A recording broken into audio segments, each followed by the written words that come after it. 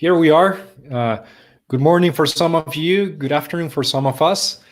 Here we are today with Hugo. How are you today, Hugo? Hey, I'm good. How's it seems like quite sunny there, right in It Madrid. is quite funny, yeah, yeah. So summer is coming a bit earlier this year. Apparently, Awesome.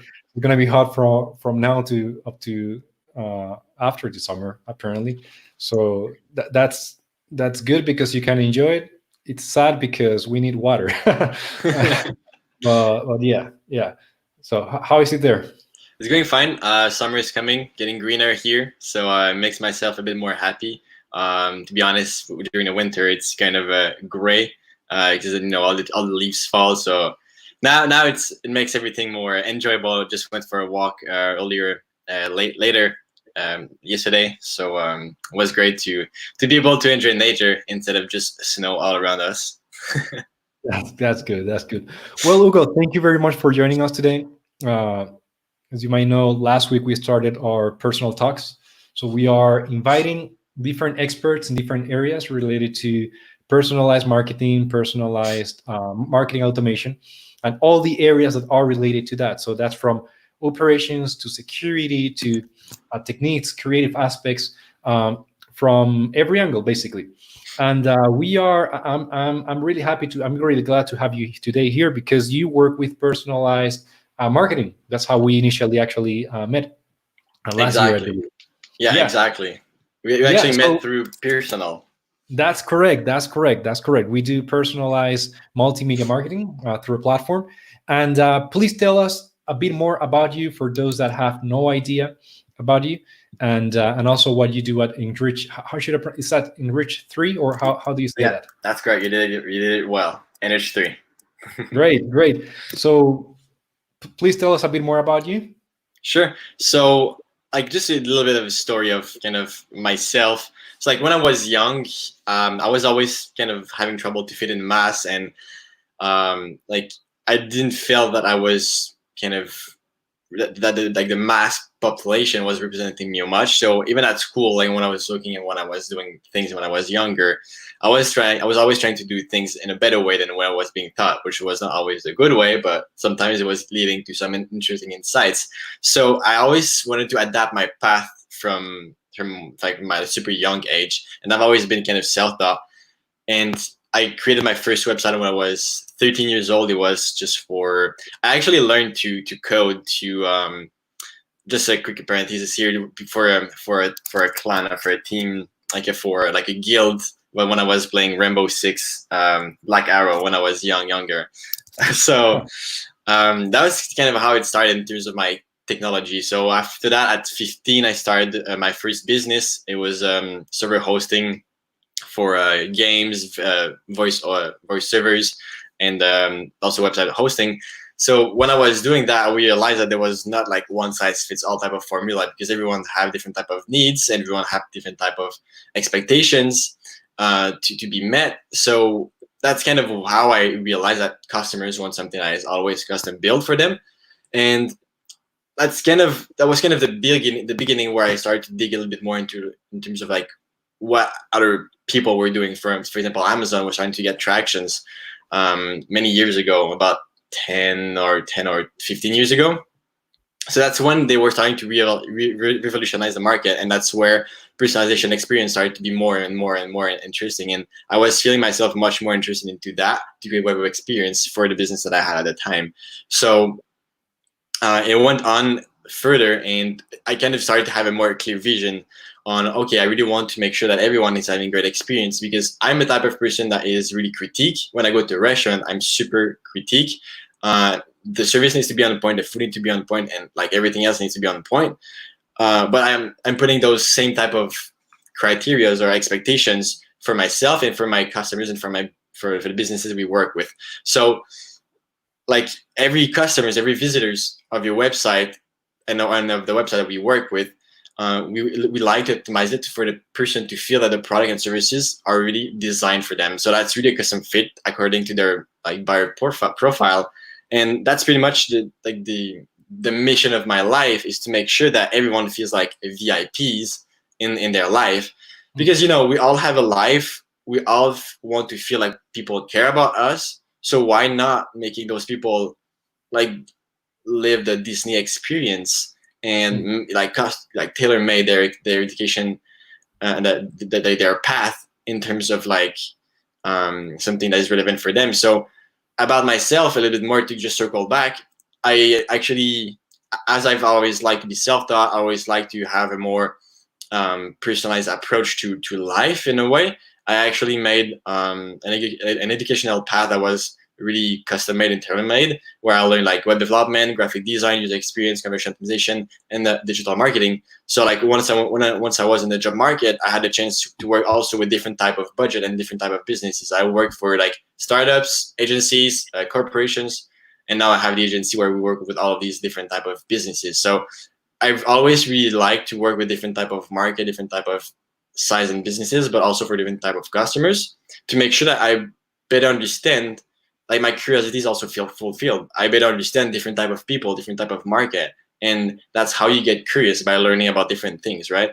So that's pretty much kind of the idea of how I get started with personalization, how what led me to start the agency, because I really wanted to achieve that mission of helping people grow, helping businesses grow by increasing their conversion rate, but also by doing that by adapting their customer experience according to their profile. So that's pretty much the whole story That's quite of my quite a life. journey, right?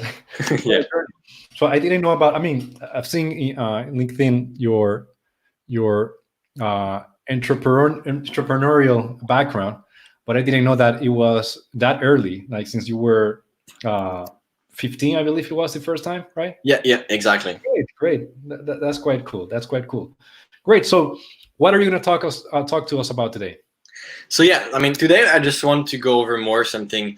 I mean, we discussed about that, you and I, more in private and backstage, quote unquote, where we wanted to kind of give a twist more in terms of like micro segmentations, but like why micro segmentation right now in this current market that have shifted a lot in the last few months, and that will continue to shift over the next few months and few years.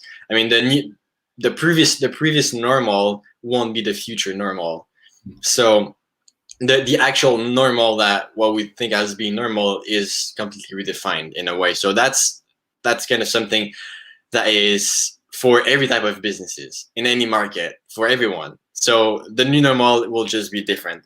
So just to give you a little bit more idea of like personalization, just to kind of make sure everyone understands are on the same level, is that personalization, the way it works, like what it is that you show content that is targeted for a specific audience, but in real time.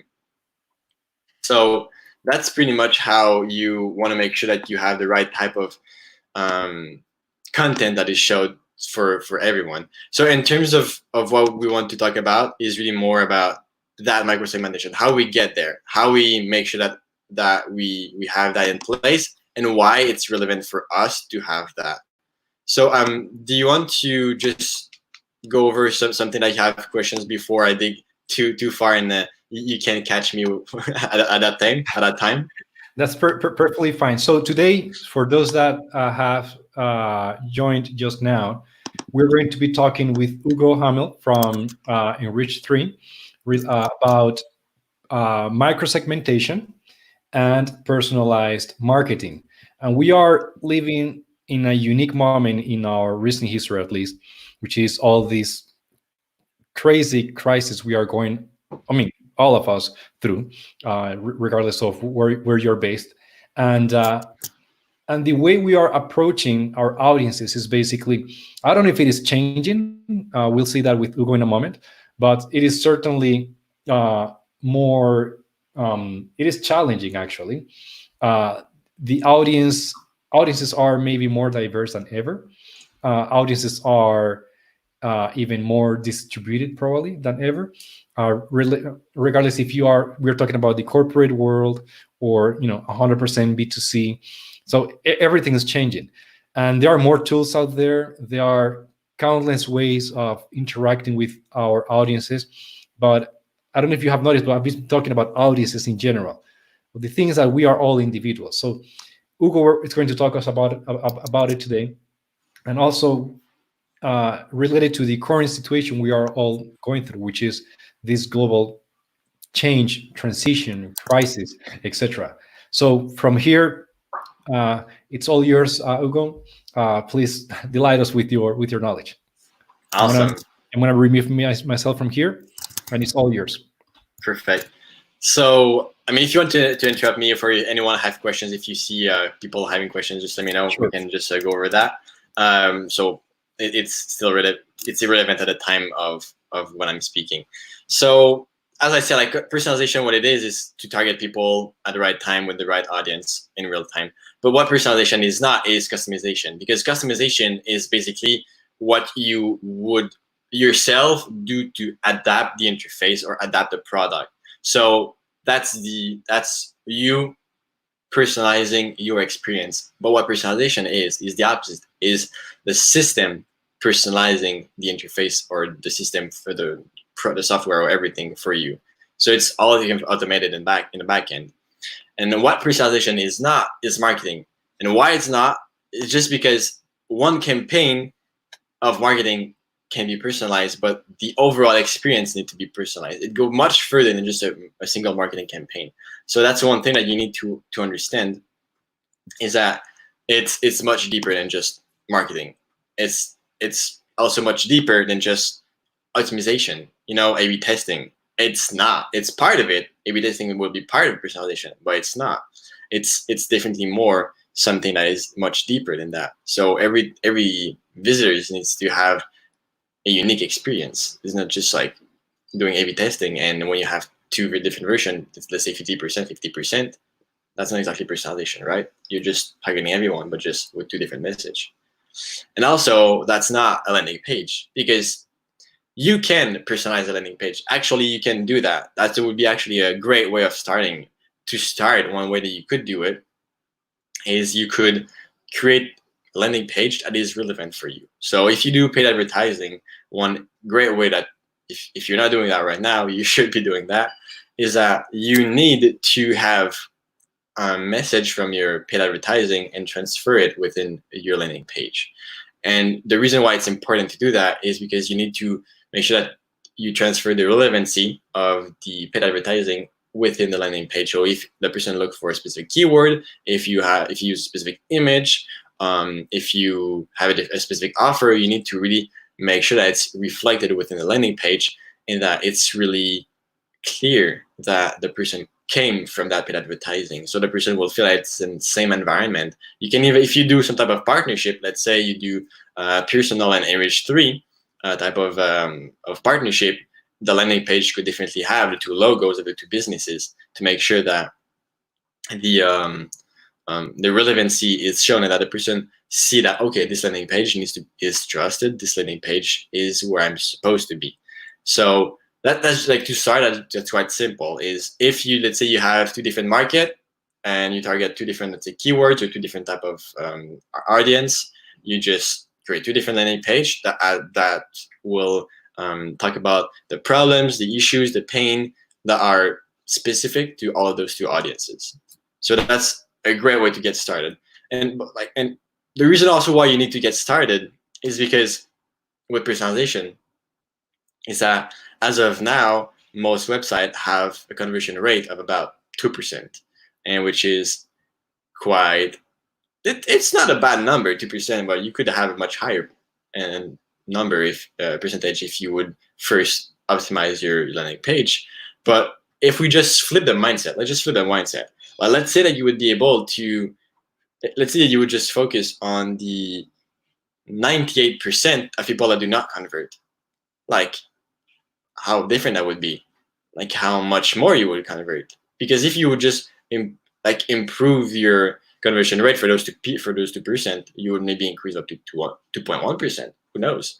But if you focus on the 98% of people that do not convert, you have much, much, much bigger room to play around, to much more room, more people to reach out to. So that's also why you need to really kind of switch your mindset around that, not just optimize on the 2% and not really optimize on the 98%. Because those people, the 98%, even if they haven't converted, they've shown some interest to your brand.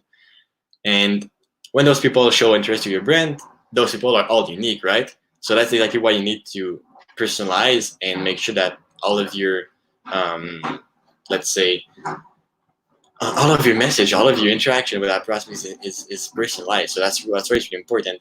And the biggest problem with most businesses is that you don't realize.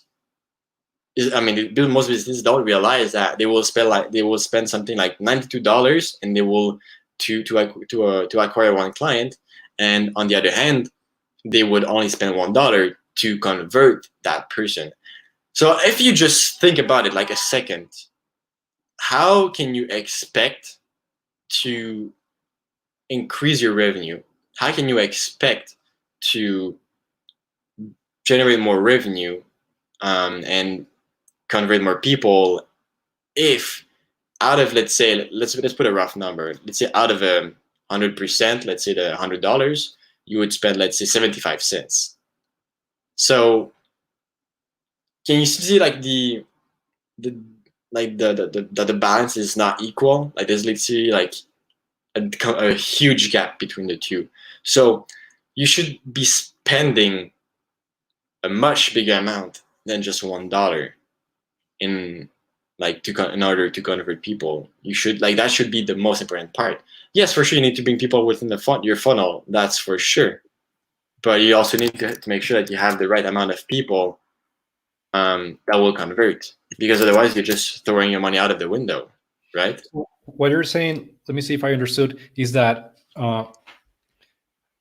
the average conversion rate for a website that sells something online is 2%. Is that 2% to convert a prospect into a lead or to sell something? Usually, it would be more like to convert within a purchase and an order. Okay. An average, and Yeah. that average is low, but that's because there's lots of websites that are not well optimized. Got it. So what you're trying to say, please correct me if I'm wrong, is that companies should focus on converting that 98% that is just left, there in the desert, like more money, time, resources into converting that 98% into, I guess, at least into leads, and from there into clients right away. And that's where the money part, like the example you were mentioning, comes from, right? Yeah, correct. So like what really matters is that there's two type of mindset that needs to be changed. There's two mindset changes that needs to happen when it comes to optimizing conversion and personalization. There's the first one, which is stop focusing only on the 2% of people that convert to increase your conversion, and start focusing on the 98% of people that do not convert. Like why 98% of people do not convert? Is that because your product is shit, or is it because you are not doing things right? So like there's different things, or it could be like when I say you're not doing your things right, it could be copywriting, could be design, can be different factors. But usually, if your product is good, you should have a good amount of conversion, more higher than 2%, and it means that you should focus much more on the 98% than the 2%, because those 2% they already converted in a way. Like your goal is to convert people that are in the maybe space, because there's like three people. There's the people that won't buy, people that might buy, and people that will already buy. Whatever you do, they will buy because they need it. What you need to focus on is the maybe part, which is the biggest part of people. So that's the most important part. And the second mindset that you need to change is, okay, it's beautiful to bring people within your funnel. That's great. That's what you need to do. But if you spend, let's say, $1,000 to bring people in your funnel, but after that you do nothing to be able to convert them properly, well, you just spent $1,000 for nothing, right? So, talking about micro-segmentation, so what would be then? Is there a difference between segmentation that I guess most of us have heard at some point, and micro-segmentation? And if there is, what's the role of micro-segmentation when talking about these 98% of people? And go ahead. That's a great question. In terms of like different type of, let's say, microsegmentation, that goes super deep. Okay, so let's dive into maybe a little bit of that. So like in terms of basis of the personalization, just to kind of put it like a little bit of foundation here, is that you have all of your channels. So it could be from an ad to an email to a retargeting campaign to a chatbot to a reservation to a link to a Facebook page. It can be like like all of the digital channels can be touched. And when this is done, you have to think that you also have two approach. You have the B2B approach and the B2C approach, depending of your business, right? And depending of your business, one will be centered with the cookies, and that's the B2C approach. And the B2B approach would be centered to the IP address. It will be centered to the attributes of the business that you're trying to reach out to. So that's just like the basis of let's say how to personalize differently. But after that, you also you have to think that we're talking here about micro-segmentation, and we're not talking about segmentation, because there's kind of a difference between segmentation and micro-segmentation. Is that one, like just by the name you know it, like one is more in depth and one is more like high level. And where you want to go is micro-segmentation, because that's what is closer from the personalization. For example, a segmentation would be a generic characteristic like IP address, location, hour of visit. While when you would think about personalization, that's where we're going to have like elements that are specific to individual or almost specific to everyone. So that's why you need to create really, really small segments that are so granular that you're able to target people that are almost unique people or unique people that have characteristics that are unique to them or unique to those different groups. So now that I kind of covered the basics of kind of the ground level of what is personalization, segmentation, micro-segmentation. In terms of segmentation, you have like 4 types of segmentation that you can do. You can do the persona. So when we talk about persona, we're talking about people that let's say like different type of groups. So people that will only want to navigate your website. So like let's say the window shoppers, the searchers, that will be people that have an objective in mind, the deal hunters, the people that will look for discounts, the buyers that are like the punctual buyers, those that are in emergency type of buying, like let's say their barbecue stopped working and they had something cooking on the barbecue. Well, they need a new barbecue, or they need they need the gas to make it work, or they need more like wood or whatever you need for barbecue, depending on what type of barbecue that you have. But like that's an emergency type of things. Like I need it right now, so they're gonna buy it right now. So that's the first type of segmentation you can have, like personal oriented. And then after that, you have context. When we talk about context, you have the keywords that are looked, the source that a person is coming from, the month of the year, the month of the month, the season of the year, season of the month, the information that are known, like if that person is connected or if that person is disconnected from the platform, if it's a platform, the device that is used, the geographic information like the location, the weather, the time zone, if it's the day of the week, the moment of the day. So all of these things are context.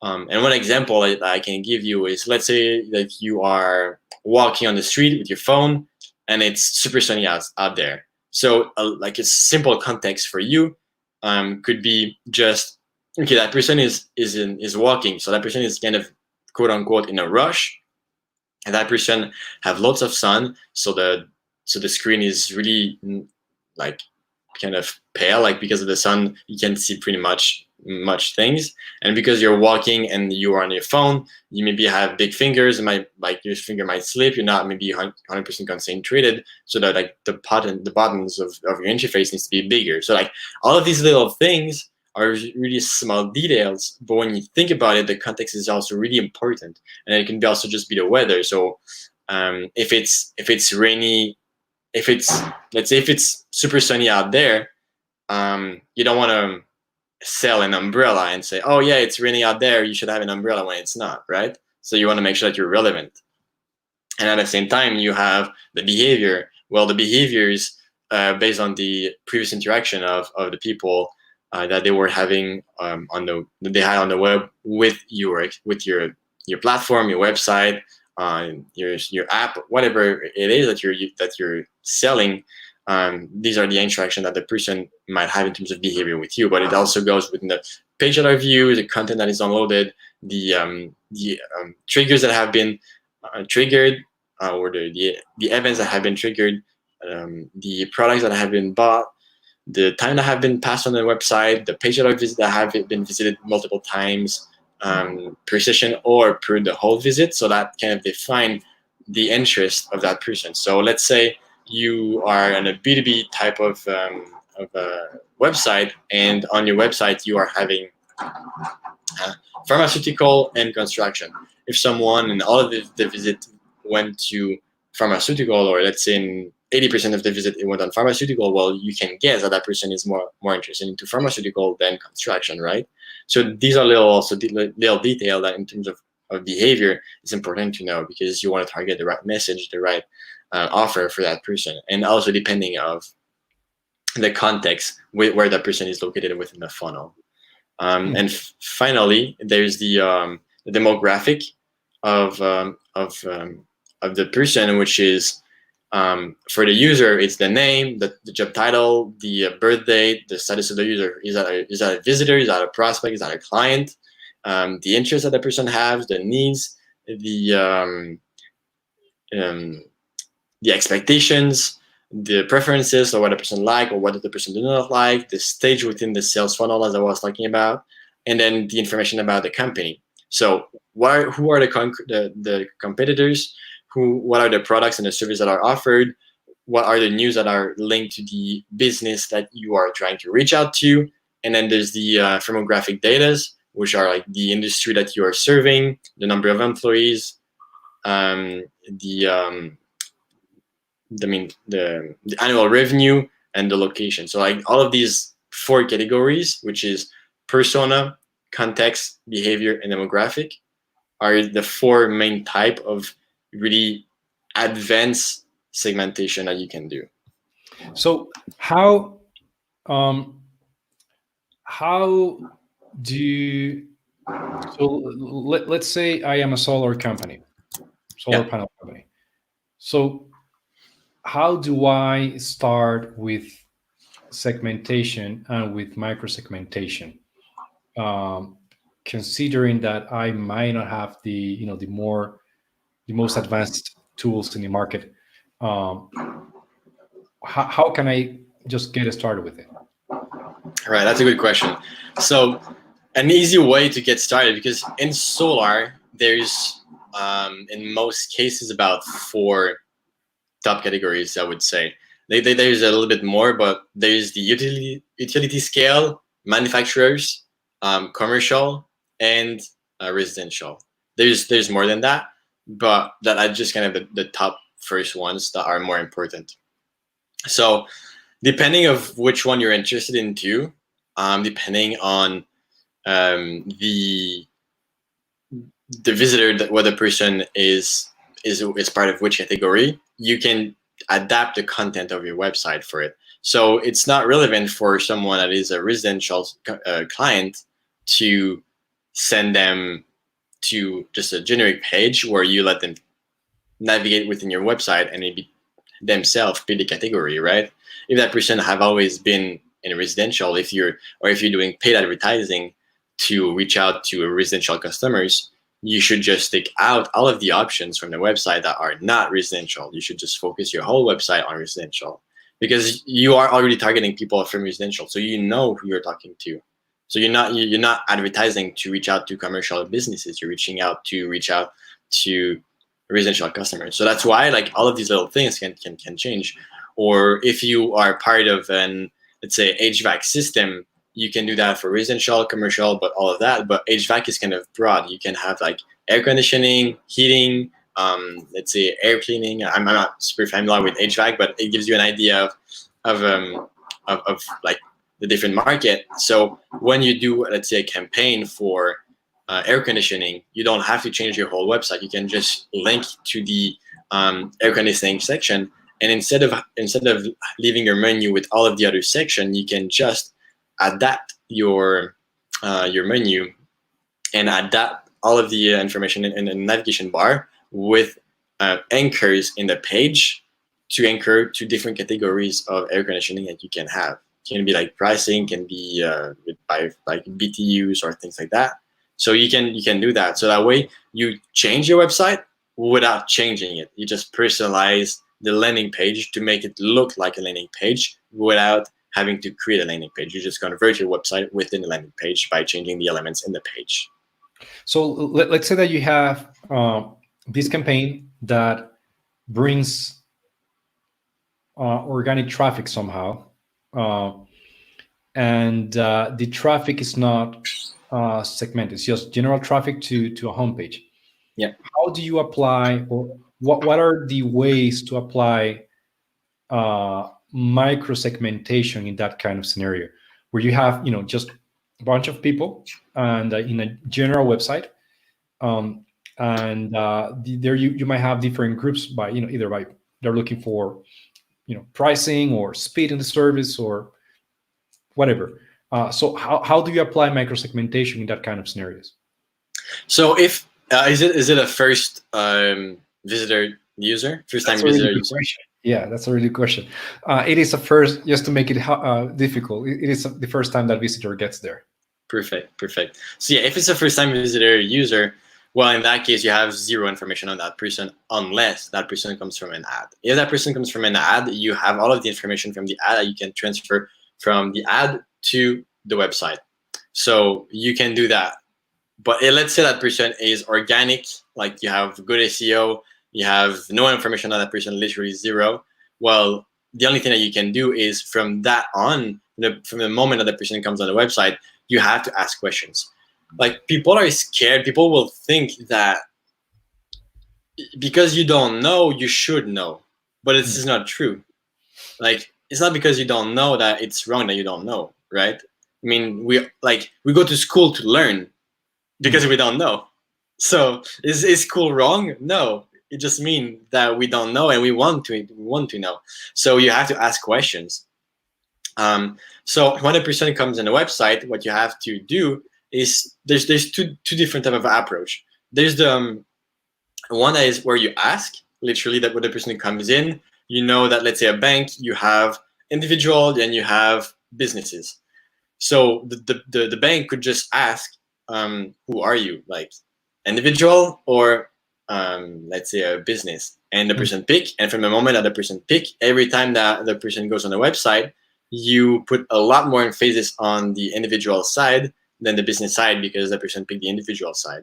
So I'm not saying that you are hiding the business side because that person could also run a business. But what it means is that you put much more emphasis on it. Same thing as if you have English, French, Spanish, like language on top of the website. Like it's just like a little subtle. You can still change it, but like most people will not put much attention to that little space because they're not looking for it. But if you, let's say you've been targeted as an individual and you now want to look for the business side of the website, you're gonna look for it, and so you'll find it in the top, and you'll be able to change it easily.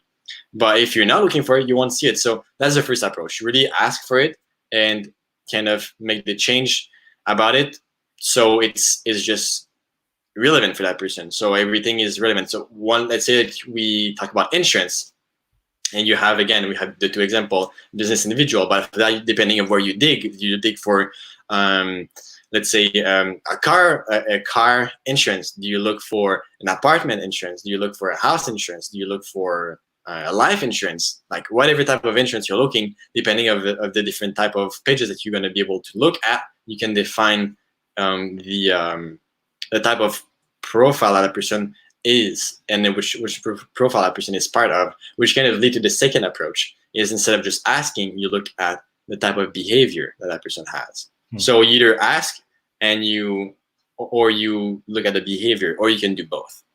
Hmm. So I mean, is it possible? And after this question, you can continue. I apologize. Is it possible All to? good.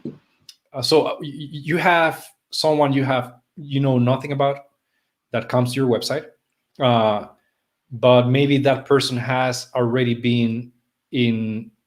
I mean, he or she has already been other websites. Can you get information from those websites to then in your B2B website, let's say, offer a tailored experience based on that person, who that person is, but that person hasn't been in contact with you before, like hasn't been in your website or anything before?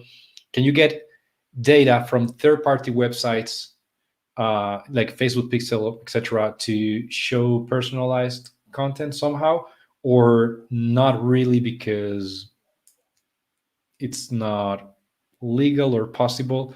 Yeah, is it more or less clear? Um, I'll go. I'll answer a little bit. You'll have maybe you'll need to correct me. Mhm. But like, there's no way that you can use data that are not yours to Mhm. personalize. The only way to do it is through paid advertising campaign, where Mhm. you can retarget people, but this is a paid advertising, or where you can do display advertising on Google and have a personalized advertising. But all of these platforms are all advertising platform where basically you send those platform information, and then after that they mix all of that information with their other data that they have to Mhm. create your experience. So it goes much more deeper when you do paid advertising than when you just use your own data, because your own data is a bit limited at some point, unless you are, let's say, Unilever or Procter and Gamble, and Mhm. like all of these businesses that have literally like maybe 100 websites. There's no way that you can mix match your data. That's a problem. Got it. um, but for sure you can definitely use known information, use it within another platform. So one thing that you can do is you can go on LinkedIn and use information that you have about a user, let's say name, logo of the business, position, interest, maybe, like all of these data that you can gather from one person. You can send it from LinkedIn to a landing page to your website. So you can do that by transferring all of this information within the URL. For sure, you cannot do that in plain, because Mhm. if you do that in plain, you will be against every single laws that are against privacy. So Yeah. you have to use different type of tactics. We have developed some tactics here in the agency that we can do that. Um, but most people will want to do it in plain, which is not good, because you're not supposed to have all of this information in plain in the URL. And Yeah. if you have Google Analytics in your website, Google Analytics is not supposed to have all of that information in plain within their platform neither. So that's why you need to have different tips and tricks that we have developed in the agency to be able to get that workaround working. Got it. Got it. Please continue. No worries. So yeah, I mean, in terms of microsegmentation, that's pretty much the basis of it, and the reason why it's really important to really have the that microsegmentation going is because if you do not personalize, what will happen is that your users will feel like you are not relevant to them. So that's the main problem, and you need to segment. Um, let's just give an example. You go to a restaurant every day. You order the same dish every day. You have the same habit every day, and you go to that restaurant again another time, and you don't have a personalized experience. You always have to ask the same questions. You always have to ask the same for the same meal. You might feel like, and you don't have any sort of special treatment. You might feel like you're a bit left aside, right? You might feel that you are not being cherished or being valued in terms of customer. But if you go to a restaurant and they do that for you, you'll be like, wow, that's fantastic. Like someone cares about me. So all of these little segmentation can be really important. And if we just keep the analogy of a restaurant, you can have, let's say, if you go to a restaurant and you have someone that is like, oh, okay, I am allergic to seafood. I am allergic to peanuts, and let's say I am allergic to gluten. And I don't like alcohol. Let's say all of these things, and I drink a lot of water. So if the restaurant would know all of this information, it would know all of these little granular information, all of these like micro segmentation, quote unquote, type of information, well, you would be able to give a much better service. You would be able to um, delight in that person with the experience. That person would be like, "Oh my god, that's amazing! I went to that restaurant, and they knew I was allergic to seafood, so they make sure that they clean the whole kitchen for me. They knew I was allergic to peanuts, so they made sure that there was no any trace of peanuts in my food or around.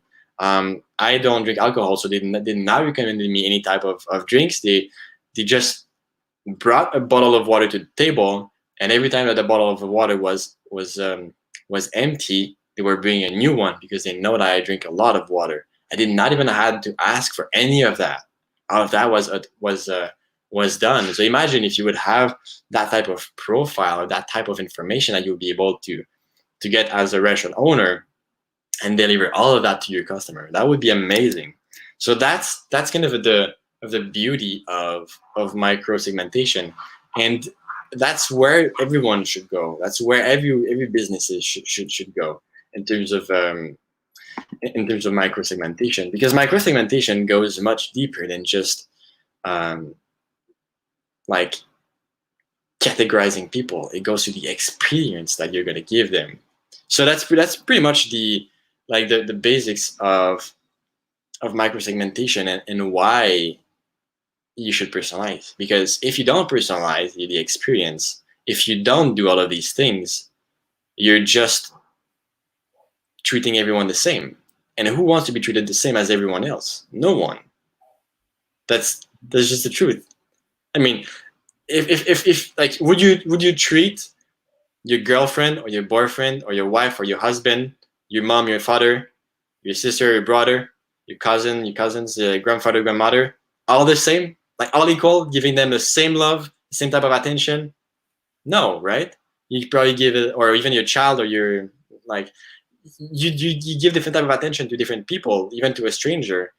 So if we do that in our personal life, why should we not do that online? Why should we not do that with like our customers? Why should we not do that with our prospect? It's just a matter of like, what are you doing in your life? Who do you care about? And just think about how can you show the real you as a human, the real you as who you are. Why should people trust you? Why you are a nice person? Why you are a great human being? And just put it out there in your business. Put it out there to your clients, to your prospect, to everyone else. So that's pretty much the idea of personalization. Like, there's no black magic around there. It's literally just taking everything that is human and put it back in digital. That's just the idea of it. So, what I mean, uh, for any business, well, what are your three pieces of advice for a business that already does digital marketing? They might use a tool like, from Mailchimp to something more sophisticated, Active Campaign, Infusionsoft, or any of these. Um, they are not super deep in personalization yet. They already have mechanisms in place. We know that sometimes changing is hard, um, but they understand that personalization, microsegmentation, etc., it's important because it would have uh, customer experience and a customer experience impact, business results. So, what are your three um, tips so that they kind of start with this? Sure. So the first one is really um, know your customer, know your audience, who we're talking to. It's like you don't want to jump in a relationship or like without starting by dating that person, right? You don't want to do that. You want to make sure that you know that person and you know who you're talking with, if it's the right fit and things like that. So you don't want to do the same thing with your user. You need to understand them. You need to know who they are, what they want, what they like, what are their needs, all of that. You need to research your audience, and to do that is, again, it's as simple as asking. Just pick up the phone, or write an email if you want, and ask them. Just like go out there, say, hey, I'm just trying to understand better to the better the market, or understand better the our customers, and see how we can serve them better. And we just have a few questions for you.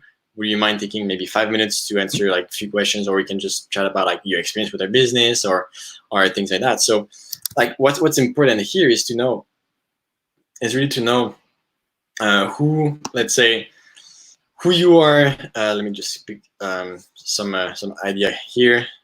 Okay, so what you want to know is, in terms of your customers, is, okay, what do they like? What you know about them? What is their background? What is their pain points? What is their problem? What is the product service that they buy? What they think of, how they feel about the industry? Like, what is their type of buying decision process? What type of demographic or skills do they have? What tools they use to do today, or what tool they used to use? Why did they change? What they like about your tool? What they don't like? What made them convert? What made them almost not convert? Or why did they not convert if you talk to someone that did not buy? So like all of these questions, you just need to have the right type of insights on your users. Because if you don't have that, you don't know how to position yourself. Like what's one thing that in sales in general, there's three things. People need to love your product, people need to trust you, and you need to trust your company. So if your product is just off, you have no way of selling, right? Same thing with personalization. Like even if you have the most advanced personalization system, if you're incapable of making the product relevant for them, you will not sell. So your product needs to be relevant as well as your experience that you're delivering. So that's the one thing, the first thing. So the second thing is, to start, the best way to start is to start with your website or a landing page. Because when you think about it, every single touch point that your website has, that your business has, will always direct back to your website or to your landing page, right? So that's why there's a main place where you need to start. It's, you have paid ads. You have paid ads that leads to your website, or you have paid ads that leads to a landing page. Well, in both cases, that's where you should start. If you're running paid advertising, you need to use personalization. You need to use relevancy. That's the first thing. If you're not doing that, at least personalize your website based on your audience, based on the behavior and things like that, as I discussed earlier. So that's the first part. So, and the third part is, I would say, keep optimizing, because it's not because you are personalizing that you're doing things right. It's not because you are implementing that you are implementing properly. Everything can be improved. Same thing with ourselves. We are never a perfect version of ourselves. We always have things to work on. So same thing with your business. Your business is never really finished. You always have things to work on. So it's a continuous process. It's an infinite loop, basically. You mentioned something really interesting. Well, three things actually. Just ask them. Should we ask more? I think that's was, while you were describing that, I was thinking, well, we need to ask more questions in our process, even in our website, in order to lead them to the right page according to who they are, instead of just a general page, even if it is a landing page. Are you familiarized with the ask method? Have you heard about it? No, I never heard about it, but it's just that most people are ashamed of asking. They're scared of being seen as someone that is not an expert. But on the opposite, you will become even better expert if you ask. That's right. The second thing is, if you're running ads, you need to personalize the experience, the message, the workflow, landing pages, etc. Uh, it seems obvious, but it is not. And Indeed. then optimizing. So it's not. You mentioned earlier that there is no magic here. There is potentially. I mean, there is hard work, Yeah. and what we see most of the cases is launching a campaign and expecting. I mean, you would have better results in general, but it requires. I mean, even sometimes follow up if you're talking about email marketing or even SMS, etc. There is always optimization to be done. So that's quite interesting. And this is for people have already that are already working with some kind of digital marketing. So let's go one step behind uh, for a company that has. I mean, nowadays with all this situation, a lot of companies have started working like their digital workflows and from every sense, even HR to they have distributed teams now. Um, they probably will continue like that. Then you have hotels maybe that had all the hotels with the doors closed, etc. You have insurance companies. So a lot of companies that have done a lot of face-to-face experiences, business, etc., are now forced to do digital stuff, and a lot of them are starting from scratch. So, two questions: what's your recommendation for them, and when should they consider to start working with some kind of personalization, and with that, starting with microsegmentation? Right. That's an interesting question. So to get started, if you're new to technology, you might even have you might even be in a better position. Like, let me just compare, let's say New York with Shanghai. So the difference of New York versus Shanghai is that New York have started to grow and be built about like what 100 years ago, maybe something like that.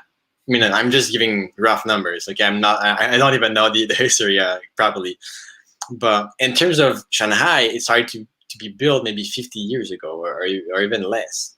So just in terms of technology, if we just look at the metro or any type of infrastructure within those cities, is that New York is stuck with some type of old infrastructure that they need. They will need to change the whole thing to be able to implement something new. While Shanghai, they started from scratch when technology was available. So they had a much better, like they were in a much better position to make their city much more uh, like with a better usage of technology and better improve like different things. They've been able to, like, other cities have done lots of mistakes in the past, and they learn from those mistakes, and they build a city around that, and they use technology with what was available at that time. So if you're starting right now and you're building from scratch, you might be in a better position to put all of your little blocks together instead of having to destroy everything and start from scratch, or destroy everything and kind of spend more time, just because, let's say, governments, for example, are another good example. They have lots of old systems, and when it comes to adding something on top of it, it's complicated. They have to hire lots of consultants and things like that to make sure that everything connects well together.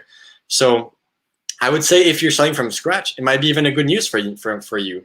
And to start, I would say you don't have to complicate yourself that much. Just think of, okay, what are my channels that are, I mean, the channels or the touch points that my customers are being um, involved in, and just think of, how can I make that channel more human? How can I make that channel more personalized? How can I make that channel more relevant for that person? Based on what I know from my customer, what can I do for them? Because personalization comes to that. It comes to helping your customers. If you're not helping them, you're just being creepy. Hmm. So that, I would say, that's the first thing. And you asked for a second point, right? Actually, answered, yeah, those were the 2 points. Okay, perfect. Yeah, great, great. Do you have any final thoughts for us? Anything that you would like to share? Start today. I mean, it's never too late to start, but you have to think that um, the later you will start, the less data you will have. Hmm. So again, as I said, it's not a big deal if you're starting today, but don't delay it. If you know what you, it's like when you're in the past and you don't know what you don't know, right? You cannot do personalization because you don't know that it exists. You don't know that you can implement that. But as of now, if you're listening this, you know what it is now. Hmm. So you need to take action.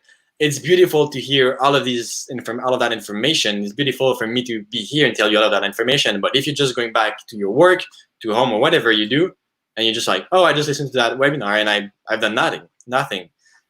Why were you on that webinar from the first place? Like, why did you spend your time to be here and not take action? You need, if you learn something and that thing resonate with you, you need to do something. It's like you watching all of the documentaries and all of the training or whatever to lose weight, but not doing the action to lose weight. It's like, I don't understand. I'm not losing weight, but I mean, are you taking action? No, you're not.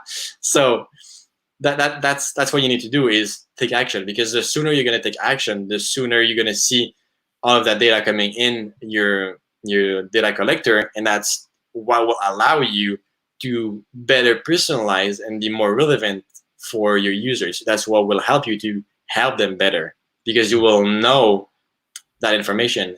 And also, don't get me wrong, asking and researching your audience will take some time. So don't expect you to like start tomorrow morning if you have no idea of what really your audience is about. You will have to, yes, for sure you can do things in parallel, but it will take you some time to implement everything and to also have all of that information in um, in place to really know what you need to personalize. Hmm. So, based on the things you have shared with us, and actually based on a webinar we had yesterday, which was about activation, user activation, and then retention. Uh, there is something that has been since yesterday to now, like all the time, which is customer experience. Uh, so, with this in mind, should a company start with prospects, leads, or clients? And I know that I just asked you for your final thoughts earlier, but a moment ago. But this is a question that just came to my mind: prospects, leads, or clients. If you are starting from scratch, what would you recommend? That's a tricky one again, because what will bring you the most impact for your business will be down your funnel. So it will be those that are close from buying from you. So for example, your, let's say, your add to cart type of thing, or your cart, or your like checkout process. That's where you can go on and I can implement some personalization, some optimization to really make sure that you are having a bigger impact for your business. And the other part is you have your customers. You want to treat well your customers. Like Hmm. if you're just treating your customers like no one, like they're nothing, they're not giving you their money, well, you're not helping yourself. You're Hmm. not making yourself feel like, if you're not making your customers feel valued, you're making them feel like they're just like nothing. Hmm. And when it comes to lead, well, that's those that come in your funnel, and that's those that you kind of want to also to uh to be on board better, because if they come in, then they become more like a warmer prospect, and then they are close on buying, and then you improve your buying process, and then they become customers, and then you improve your customer experience. So it's kind of all linked together. Hmm. But where to start, I would say start with people that are close from buying, and after that you can move within those are already your customers, at the same time as moving to those are on top of the funnel, because um, those are close and buying are those that will give you the most impact for Hmm. your business on a short term. Hmm. So, Hugo, thank you very much for your time today. It's been I have my notes here. I've learned a lot from you. Thank you very much. And I'm sure that the people that are watching the video right now, and that will have it there in YouTube, will probably go back to certain parts of the video to learn more about it. So how can people contact you? Is there an easy way? And yeah, can they do it? For sure. I mean, LinkedIn is easy. Is easy. Hugo Hamel. That's pretty much the best way to reach out to me. Otherwise, through my email, Hugo Hugo at enrich3 enrich3.com. But to be honest, LinkedIn is really the best way to reach out to me. And to kind of keep track of those conversations, because I deal with a lot of emails every day, so it might get lost either in the spam box or either in the inbox somewhere. So LinkedIn is really good for that. Great. Great. Well, thank you very much for your time. Next week we have Aheo from our team talking about personalization and sales with different angle, and also that's on Wednesday. We'll be talking that one will be in Spanish, I believe. Yeah, in Spanish. And on Thursday we have I forget her name, that will be talking to us about operations and marketing and customer experience in these kind of situations. Dealing with a lot of people, a lot of complaints, a lot of everything. So how to do that, which is also related to the way we do marketing. Thank you to all of you for your time, Hugo. Again, well, Hugo.